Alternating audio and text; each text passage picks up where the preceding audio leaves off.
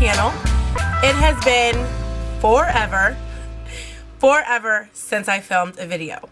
If you guys are subscribed to my channel, this tank top, if you guys are subscribed to my channel, you know that it's been forever. Instead of spending a lot of time talking about why in the video, because my videos are already long anyway, in the description box I will have a brief explanation of why I have not filmed a video, what's kind of been going on in my life that has really stopped me and halted me from really filming. So check the description box for that if you guys are interested in seeing why I am such a slacker and such a shitty YouTuber. Also, I'm going to try a new thing where I'm going to list all of the products that I used on my face, as well as my clothes and accessories and things. I don't know if you guys can really tell what I'm wearing today, but I'm going to list that all in the description box as well. I see a lot of YouTubers do that, and although I don't have a huge following, I don't know if there's some things that you guys are like, oh, that eyeshadow, or oh, that lipstick, or oh, that bracelet, or whatever, that I'm not giving you guys the information for. So check the info box for all of that. I'm going to try to be really good at listing all of that stuff down below. I will also list my hair color. I did dye my hair. It is not black anymore. I don't know if it's picking it up. It's picking it up more red on camera than it is. It's more like a violet color, but I will place in the description box underneath all of the products that I've used on my face and the items that I'm wearing. I will place that down below as well, where I picked up my hair color and what brand and what color it is and all of that stuff, in case you guys are interested in that. The video that we're going to be doing today, after all of that long, jumbly mess, my phone's making noises.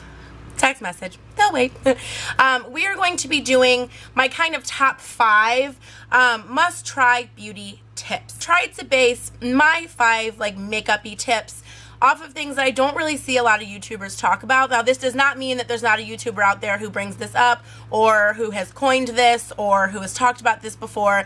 Not trying to steal anyone's thunder, and I'm not saying that I'm the only one that does these things, or I came up with these things and I'm putting a patent on it.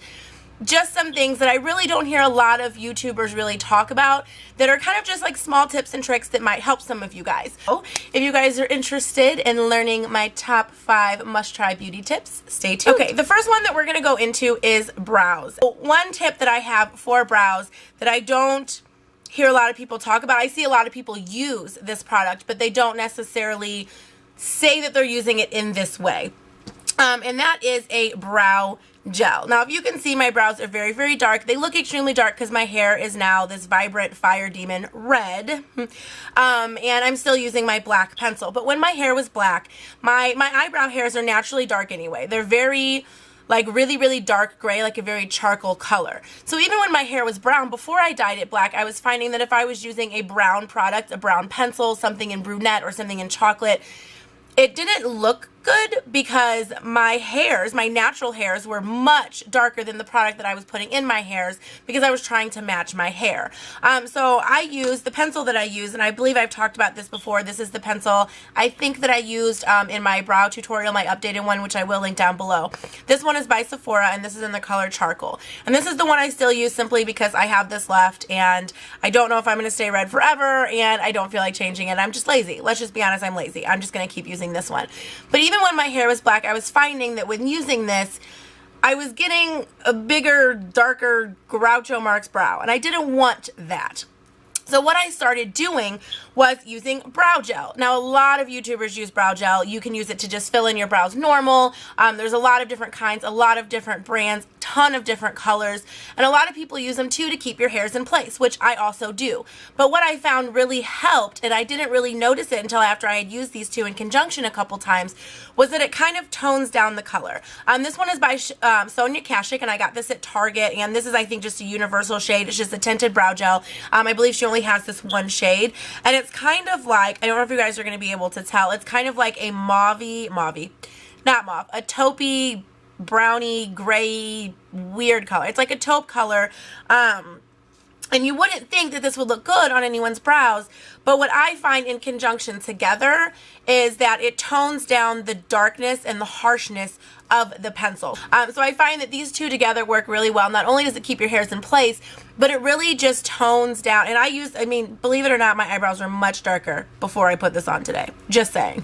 But I use these in conjunction because I like the way the brow gel in that taupey gray shade tones down the black. So I have more of like a dark gray color to my brows, which are the color of my natural hairs, and less of like a stark black. So that's my first tip. My second tip has to do with lips. I have probably the driest lips in America, or maybe in the entire world. My lips are super dry. So before I even put anything on my face, when I'm applying my primers and kind of my base steps, I put chapstick on. By the time I put my lipstick on, my lips are dry again. If you're putting on a lipstick and your lips are dry, it's going to look flaky, it's going to settle in all those fine lines, it's going to be a hot mess. But if you go in again with the chapstick and put it all over your lips, then you're going to have like a slippery base, and your lipstick's not going to have as much to adhere to. It's going to slip around, it's not going to go on even, it's just going to be a mess either way. So what I like to do is I still do the first step, I still apply my chapstick when I'm doing my base applications of things, and then I do my whole face. But what I find helps me, and I just have a couple chapsticks, it doesn't matter which one you use. This is Aquaphor, this one's Blistex chapstick brand. It doesn't really matter. What I find that helps right before I put on my lipsticks, just to give it a little bit of extra moisture, and it's the simplest thing ever, and I'm sure somebody somewhere does this, I'm not the only one, is you just take it and you literally just dab. Instead of swiping the product on, because you're going to get way too much, and the lipstick application is going to be just as bad as if you were putting it on dry lips. It's going to be way too slippery. You just dab. I usually dab in 3 places. I do the middle, and I do the sides, and then I do the top, and then the sides, and then I rub my lips together. And when I rub my lips together, I can feel that there's a little bit of moisture there. My lips aren't as dry, but it's not slipping all around. It's not like a fresh application. And then I'm able to put on my lipstick, and my lipstick goes on really, really smooth and really well, because my lips aren't too dry, but they're also not too moist. The third tip that I have for you guys is about eyeshadow and kind of smudging liner out with eyeshadow. I love to smudge color on my lower lash line, but sometimes I find that it can get a little bit crazy. Sometimes it gets a little bit dark, a little bit too smudgy. You get a huge line, and it could get messy very quickly when you're smudging out eyeliner using eyeshadows.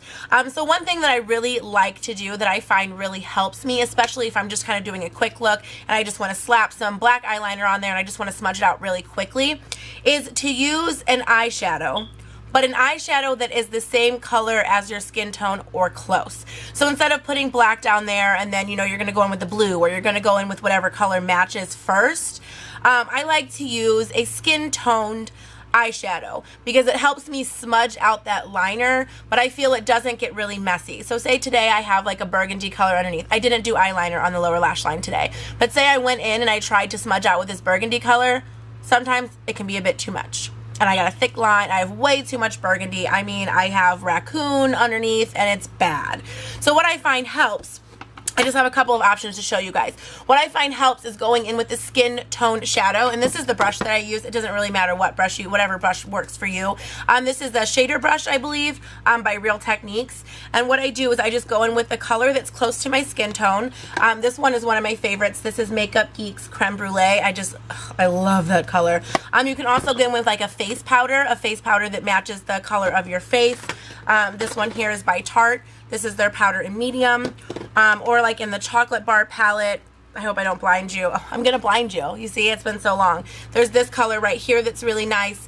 Whatever color is close, it doesn't have to be an exact match, but close to your skin tone. Or you can even use something a little bit lighter, because the lighter color is gonna help you in smudging out that eyeliner without making anything too dark or too dramatic or too smoky. And then you can go in on top of it and add a color if you're wanting to do a color on your lower lash line.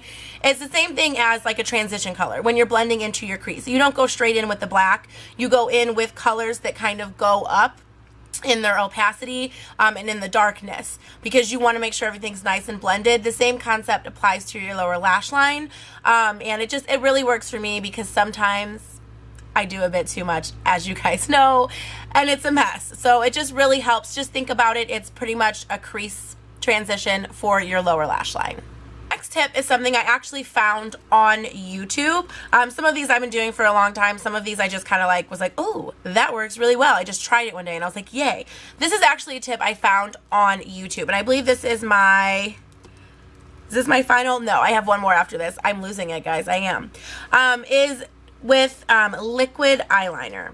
I am world's most terrible person at putting on liquid eyeliner. I suck at liquid. I can use gel eyeliner all day long, but liquid is not my friend. It does not like me. And I find that when I put on liquid eyeliner, it never fails, no matter what angle I put the mirror at, no matter how close I am, no matter what way I hold it.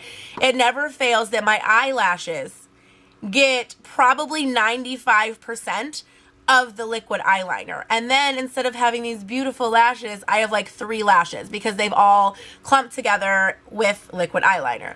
So I got this tip. I cannot remember who did it. I want to say it was either Carly Bybel. I don't know if I'm saying your name right. That would be terrible because you're like completely famous and I'm not. Maybe Nicole here on YouTube. Nicole Guerrero. Is that how you say your name? I don't know. I want to say maybe it was one of those two, or it could have been some random person, but I know I saw it on YouTube and I tried it and it worked and I loved it. Was to put your mascara on before you do your liquid eyeliner. So their recommendation was that it's a guide. It's supposed to be a guide for you when you do your liquid eyeliner, because when you put mascara on, you inevitably touch your eyelid a tad with it. So putting your mascara on first, and I'm doing this because I have a whole thing of mascara here. You guys can't see that. I don't know why I'm doing that. But putting your mascara on first, it's supposed to help as a guide when placing your liquid eyeliner, so you know where to place it and how thick to make it. So I was like, oh, that's brilliant. Let me try that. But what I found worked even better and was even like an extra tip for me was that when I put my mascara on first, I set the base for my eyelashes. So when I went in to put on my liquid eyeliner, yes, I still got liquid eyeliner on my lashes, but it didn't do that crazy 3 eyelash clump thing. You could tell I got a little bit on there, but it was much less noticeable and much less messy and tragic as when I put my mascara on second. My final tip is probably not a new tip for most people. It's dealing with contouring. And one thing that I find is contouring is really simple, but can get really messy really fast and really out of control and really smudgy. And sometimes it turns bad very quickly, even though it's not really that hard. It's just, sometimes it just doesn't go well. So what I find is best when contouring, and this is using powder products. When you use cream products, you know, you have like the Smashbox sticks, you make a nice line. You have all of those cream palettes where you use your finger, or you'll use, you know, a small brush or something to place the contour where you want it, and then you go in and you blend it out. And what I find is a lot of people do that for cream products, but not a lot of people do that for powder products. So a lot of people will go in with, say, this is the brush that I've been using and I absolutely love it. It is by Crown Brush, and this is C453. And this is just like a angled, big, fat, fluffy brush. This is the brush I've been using for contouring lately. Love it. Oh, it's wonderful. But a lot of people will go in, and this is just a City Color Contour Kit. This is the shade that I use now because I'm a little bit more tan. I was using my Too Faced Chocolate Soleil bronzer, but now I use that as an actual bronzer, and I go in with this really dark color here because I'm getting a little bit more tan as, you know, the summertime is kind of approaching. So a lot of people just go in, they stick their brush in, and then you do your lines, you know, even if you use a smaller brush. And there's no real precise placement, but what I find works even better, and is kind of more universal for everybody, is to use a kind of like a fat eyeshadow brush. So this is a Flawless Concealer brush, and this is the same brush. I have more than one of these. This is the same brush that I use when I'm blending out my colors on my eyelids. You guys see this all the time. So I tried this when using my contour, when placing it, and I find that it's really small, and it's small enough to get a nice precise line. So since this is fluffy, it allows you to go in, dip in to your contour color, and you just place it exactly where you want it to go, and then you go in with the bigger, fluffier brush and blend it out. And this is what I've been using to do my contour every day, is placing it in. I do my side and I build it up as I want it. I do a little bit, and then I just keep placing and building it up if I want a more kind of, you know, fierce contour, whatever people want to say. And then I also use it underneath to get a nice clean cut line there, and then I go in with the big fluffy brush, fluffy blush, did I say that right? Then I go in with a big fluffy brush, and then I just kind of blend everything out, as opposed to taking something this large and placing your contour, because it can quickly turn into a hot mess. So those were my 5 must-try beauty tips. I hope this video was helpful. I hope you guys learned something from it and maybe got some tips that other people have not talked about or that you did not know. I hope everything was explained very well. Like I said, I have not recorded in a really long time, so it felt really weird to sit here and record, and I stumbled over myself a lot, and this is probably a terrible video, but I'm going to share it with you anyway because that's what I do. So I hope you guys enjoyed this video. If you did, please give it a big thumbs up. Let me know that you liked it. If you're not subscribed, hit that subscribe button. I will be doing actual videos in an actual timely manner this summer, which will also be explained in the info box down below when I explain why I have not been filming. And thank you guys so much for watching. I'm sorry for my absence. I'm really hoping to get back into the swing of things. I've missed you guys so much, and thank you guys for putting up with me and still loving me. If you still do, if you don't, well, there's nothing I can do about that. So but thank you guys so much for watching, and I will see you guys soon in my next video. Bye!